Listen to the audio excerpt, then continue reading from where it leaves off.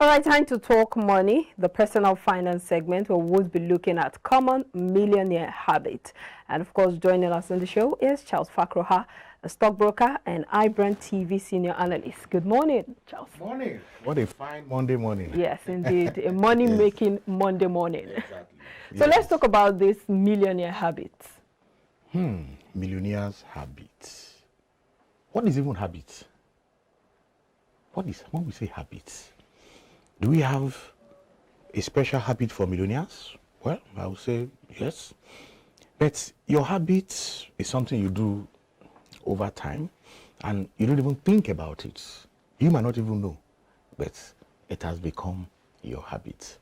Very, very funny. Some time ago, somebody said when they defined habit, and that habit can make you or mar you. And habit is saying, if you be firm with me, I'll be very useful to you. And if you're not firm with me, I can ruin you. And we've not told them that is habit too. We just put it on the screen. And they should just write what they think, what we have on the screen. And do you know that over 80% of the men there said, what we wrote there on the screen, it's similar to their wives.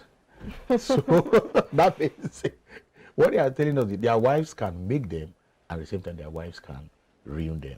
So that takes us to today's topic of a millionaire's common habits. Now, it was discovered that people who make money, let's say millionaires, no matter where they come from, no matter their sex, no matter their geographical location, no matter who they are, we could still identify some of this habit that is common to all of them. And it was amazing. So we decided to study it and see whether common people like me and you can cultivate these habits, make it part of us, and see whether we can also become millionaire. But of course, it takes some time. Yeah, so and that's what we are discussing. I know there's that statement that when you do something for 21 days, it becomes a habit. Yes. How true is that? Because I know I've practiced that on some occasions, and well, eventually you just go back to where you started from. Yeah, because you yourself, your subconscious have not finally registered it. So it's not about the number of days. It's at least minimum of 21. That's what we're telling you. Okay. Minimum of 21 days, consistently, so that you send a message to your subconscious. And once your subconscious picks it up, you don't even know when you are doing it. And there are so many activities you have learned like that. Think of when you started driving. It's very difficult when you started. But after 2-3 weeks, you are not even thinking. You are even on the phone. You are mashing this one. You are doing this one. Because it has become... Which is wrong, though. Well, of course. It has become part of you. That is a habit. You can cultivate good habits. You can cultivate bad habits. But we always encourage people to cultivate good habits. So we're not saying all these millionaires, they also have their own weak points. But the good thing about the millionaires is they recognize that they are weak points and they get other people to compliment them on some of those weak points. So we'll just quickly look at some of the common habits of these millionaires. The first one is they take their time. They take their time. In everything they are doing, if they're starting a business, they take their time. They learn about the business. They know the in and out of the business.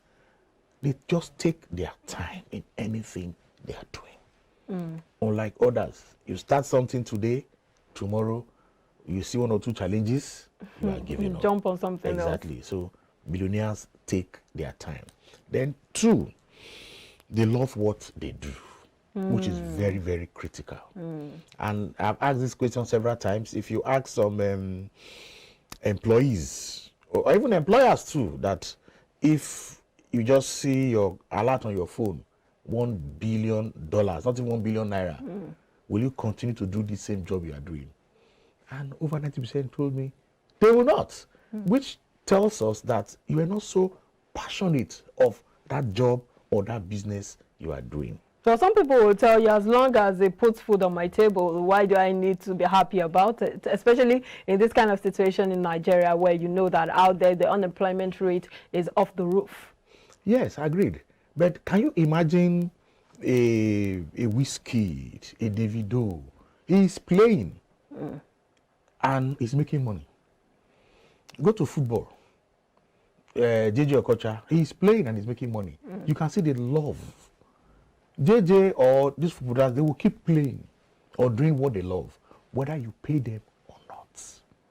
That's what we are saying. Well, how many percentage of Nigerians are at that point or at that level? Would you say that if you don't find something you love doing, then you shouldn't work? No, we've not said so. Okay. Some persons can, like you said, just to pay their bills, but they already know what they want to do.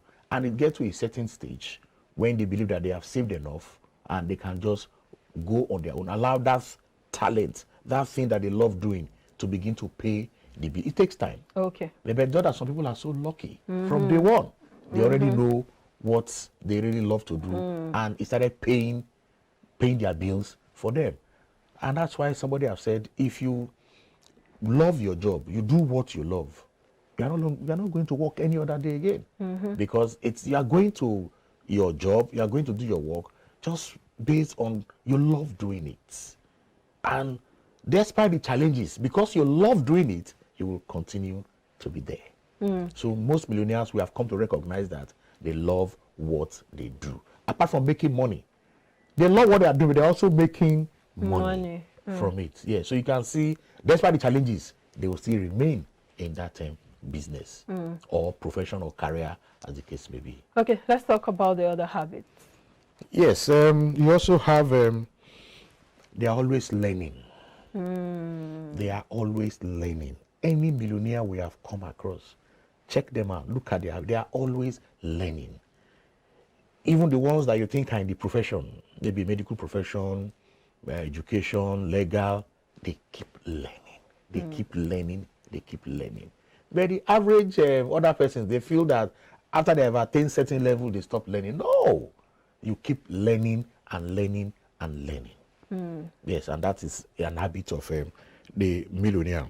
But you know how it is that, especially if you have a 9 to 5, sometimes you get to work all day, and then after work you're in traffic, you get home very late, you're already tired, and then some people will tell you that the time to even, make out time to learn or to upgrade yourself is really not there. Especially, well, if it's online, it's maybe easier while you're at work. But sometimes even while you're at work, you don't even have that extra luxury of time to go learn something new. I agree with you. If something is very, very important to you, no matter what, you will create time for it. I've seen people who, they sell in the shop, but you see them, they have their books there. And when there are no customers, they are reading. Even people in BRT, people don't even use their cars again. I know of a lady, she said as long as she enters the BRT, she's bringing all her lecture notes and she's reading because she knows she doesn't have time. And she's running a part-time program after 4 children. Weekend. So once the will is there, a way will be found. Once the determination is there, like I always say in training, once the students are ready, the master will appear. So it depends on you. You just have to give it that priority. If it's important, you make out time for it. You make out time for it, yes. So that's a very important habit of millionaires. They keep learning. They prioritize their health. Health and wellness is key to them. As soon as they are up in the morning, of course, after communing with the man upstairs, to give them courage, inspiration, to take care of their health. And when you say take care of your health, it does not mean you have to go to the gym, but you just need to take care of your health. You can do some basic exercise in your room. But if you can afford to have a gym close to you, there's nothing wrong with that.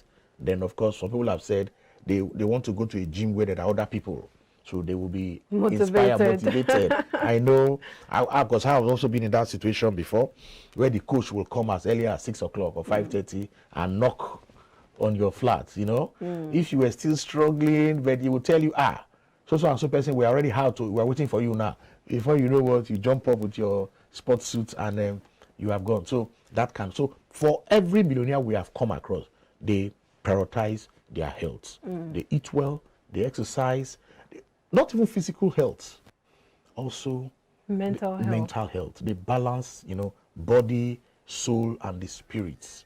Physical, they balance everything. So, you know, that's against the popular opinion that many of these millionaires are too busy. They don't get time to rest or do all of this exercise and getting their mental health in check. that's a misconception. Because you hear that a lot of them break down with heart conditions, heart diseases, high BPs, and all of those. They call those things the disease of the poor, or rather of the rich. Of the rich. You see, that's perception the media is giving us. It's just, I would say... Why are you attaching it to the media? It's just out there. Okay, just out there. It's just less than 1% of the millionaires we have come to know that don't prioritize their health. Even the glamour that is associated with the wealthy people, millionaires, billionaires, it is just 1% of them that even display their wealth. The real millionaires and billionaires don't even display their wealth. They even stay in the same neighborhood they've been staying for as far as long as 20 years. But unlike me and you, we stay in one neighborhood. By the time we feel we have arrived, we are moving to another neighborhood. But that's the truth. They still drive the same car they've been driving 10, 20 years ago. Of course, they might try to maintain it and let it look good. You know, even the clothes they put on. You don't see. I mean, take a look at the owner of Facebook when he came to Nigeria. How was he dressed? Well, you don't want to compare foreign millionaires to Nigerian millionaires. Why you say Mark Zuckerberg is dressed simple? Look at the average Nigerian millionaire. Yes, I agree with you. Human beings are human beings anywhere. The real millionaires in Nigeria. Have you gone to some of these markets and see some of these young boys who really have this money with a short knicker and a t-shirt, and they are talking? This is where you know that I think it also has to do with personality, though. Yes, and that's why we're saying we have some millionaires who are the exception. I'm saying just a tiny minority of them. The real ones that we have come across and we have given our questionnaire and the survey that we did, it's confirmed that all of these millionaires, the real ones, have these habits. And that's what makes them real millionaires. So yes. Do you have any other habits for us? There are so many. They invest in their communities and they mentor other people. CSRs. Yes, they monitor. I mean, they mentor other young people. You know, they invest in their community. You will see projects that they are doing. People are benefiting from. You know, not the type that the politicians will just come and make noise and they bring the media to come and do all the whatever. But this one, you see real impact from what they have done, and people will contribute. And you know, as a leader, you want to create other leaders. You want to develop other leaders around you. We normally say if you are the richest man in your village or in your town, and all the people there are poor, then of course you are equally also poor. So you see the millionaire, once he has made it, you know, he mentors other people to also become millionaire. Also as a way to pay it forward. Better than even him. And he is very happy that he's been able to mentor this and that person and they are doing very well. No hard feelings. If tomorrow one of those persons he has mentored and they are better than him, he still feels proud. Not that you are trying to, you know, there's no competition as a millionaire. They don't compete, they create. Yes, they don't compete, they create. So billionaires also, they embrace failure. Yes, John Maxwell said, failing forward. And they learn from every failure. What are the lessons? What has happened? Next time, they will not make that kind of mistakes again. But the average mistakes will always happen. Of course, mistakes will always happen. So those are some of the few habits of millionaires. There are so many of them, so many. They plan ahead. They take calculated risks. When we say millionaires, they go into certain ventures, they do calculated, they do their own work very well. So at the end of the day, if it turns out to be good, fine. If it turns out to be, they don't blame anybody. They always see the problem from themselves. Well, you make it sound like millionaires are perfect people, because from all of these habits you just listed out, I don't hear any default or defect in the habit of the millionaires. Or are we just focusing on the good ones? Well, like I said, they also have their weak points. But you're saying these habits we are discussing now are the ones we see that runs through the real millionaires and billionaires. So how do you cultivate this habit? Yes, let me even mention one of their important habits. They are frugal. They are frugal, creative frugality. Yes. They don't display their wealth. Those few you see display their wealth, they are not millionaires. They are not even wealthy. They are just... They hush puppies. They are not. They are not. Because a millionaire who gets his money genuinely, legal means, will not display their wealth the way we see and being glamorized by the media. Yeah, the real millionaires, they are very frugal. Creative frugality.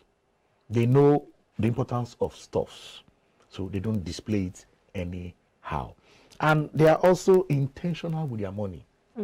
Yes, they allow their monies to work for them. They are intentional. So at what point do you draw the line between being intentional and being a cheerful giver? So some people would say, yes, I have plans for my money. I don't want to spend them unnecessarily, but I also want to ensure that I take care of other people's needs to a certain extent. Where do you draw the line? Okay, like I said, one of their habits is they contribute to their community, they mentor other people. They also contribute to their favorite charity. You can't force them. If they don't believe in a cause, of course, they will not support that cause. So they have charities that they support. Even in Nigeria here, we've seen some millionaires, they support, but just discretionally. They'll tell you, don't disclose. They support those charities too. And that's why when you come and meet them, say, come and give me money. Some of them are reluctant to give because they know they have done enough charity. Maybe they even have a scholarship scheme that is going. Once you just qualify, you meet that criteria, you apply to them, and you get the scholarship. So why do you expect such a millionaire to begin to dish out money anywhere he goes? Okay. Exactly. So he is, in fact, you don't even see millionaires when they go to parties. The ones that we see throw money, they are not millionaires. They're just living high. You're really changing the narrative here. Yes. But of course, when we see, for instance, on Twitter, you see they call them the Babiala Twitter. Those who go on Twitter to ask for funds, to ask for help and all of that. Are you saying that those who help these people on Twitter cannot be tagged as millionaires, especially those who have their funds within the range of the millions? No, we are not saying that. There are always exceptions to any rule. Okay. But we are saying these habits that cost through the real millionaires. Somebody comes to social media and is asking for money. Of course, if they find out it's a genuine cause and it's within their reach, they can, of course, they will support that person. Jesus Christ did not go about healing everybody in the streets of Israel then. There were people who came to him personally and he was able to attend to them. So the same applies to these millionaires. They already have things they put in place where their charity goes. And so they are not disturbed if you tell them they don't support. But people know that they are supporting something in their community. They have a scholarship scheme. They are mentoring young men, supporting businesses in their area, training people in the universities or in terms of education. So that is the real millionaire. All right, let's talk about how to cultivate these habits. Yes, like any other habit that we have seen. If you want to cultivate the millionaire's habits, But first, before you talk about how to does cultivating this habit make you a millionaire? Okay, that's a very good question. I was going to say that, It does not mean because let me put it this way. Success has a footprint. Those who are successful, you will study their behavior and look at what they have done, how they have done it. Yes. And you follow. The chances that you are also going to be successful is there. We are not saying going to be 100% because everybody is unique. But we can learn from some of those things they have done. That's why I say success leaves a footprint. So when you follow those footprints, you might. But the chances are very high for you to also become a millionaire. You should be ready to be disciplined.